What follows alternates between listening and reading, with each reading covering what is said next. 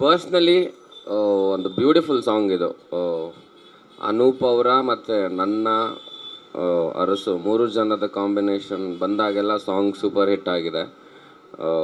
ಅವಾಗ ಲೂಸ್ ಮಾದಾಯಿಂದ ಹಿಡಿದು ಇವಾಗವರೆಗೂ ಯಕ್ಷ ಸಿನಿಮಾ ಇರ್ಬೋದು, ಪ್ರೀತ್ಸೆ ಪ್ರೀತ್ಸೆ ಇಲ್ಲಿವರೆಗೂ ಆಲ್ಮೋಸ್ಟ್ ಎಲ್ಲ ಸಾಂಗ್ಗಳು ಹಿಟ್ಟಿದೆ.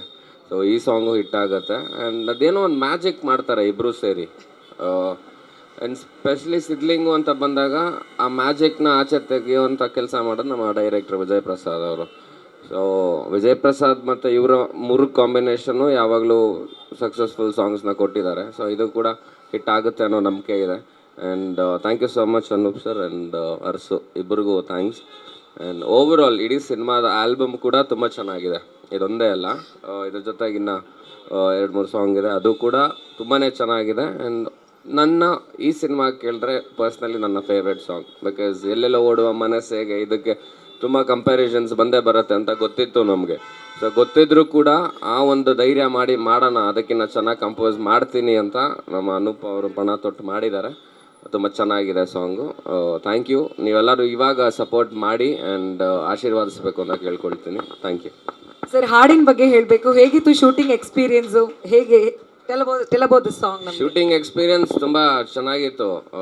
ಹಿಂದಿನ ದಿನ ನನಗೂ ಡೈರೆಕ್ಟ್ರಿಗೂ ಫುಲ್ ಗಲಾಟೆ ಆಗ್ಬಿಟ್ಟಿತ್ತು. ಸೊ ನಾನು ಶೂಟಿಂಗ್ ಬರಲ್ಲ ಅಂತ.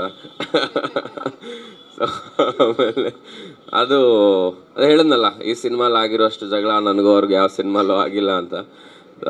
ನಾನು ಕೊರಿಯೋಗ್ರಫರ್ ಇರ್ತಾರೆ ಅಂದ್ಕೊಂಡಿದ್ದೆ, ಬಟ್ ಕೊರಿಯೋಗ್ರಫರ್ ಇರಲಿಲ್ಲ ಸಾಂಗ್ಗೆ. ಅದು ಲೊಕೇಶನ್ ಅಂತ ಅಂದರೆ ಮೈಸೂರಿಗೆ ಹೋದ್ಮೇಲೆ ಗೊತ್ತಾಯಿತು ಡೈರೆಕ್ಟ್ರೇ ಶೂಟ್ ಮಾಡ್ತಿದ್ದಾರೆ ಅಂತ.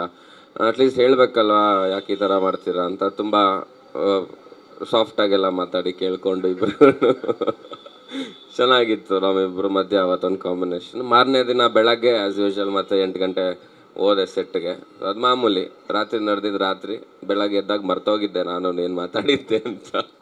ಸೊ ಅಲ್ಲಿಗೆ ಹೋಗಿ ಶೂಟ್ ಮಾಡಿದ್ವಿ. ಆ್ಯಂಡ್ ಔಟ್ಪುಟ್ ನೋಡಿದಾಗ